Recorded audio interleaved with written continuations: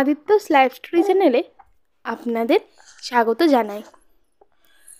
আদিত্য সোনা আজ সকালে ঘুম থেকে উঠে অনেকক্ষণই ঘরে ছিল, কিন্তু একটা সময় পরে সে খুব অস্থির হয়ে ওঠে বাইরে বেরোনোর জন্য। ওর বাবা সকালে বাজারে গিয়েছিল। বাবাকে বাজার থেকে ফিরতে দেখেই আদিত্য বাবার কোলে ঝাঁপিয়ে পড়ে।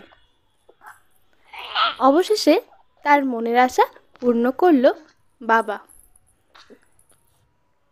বাবার কোলে উঠে এবার বাইরে ঘোরার পালা।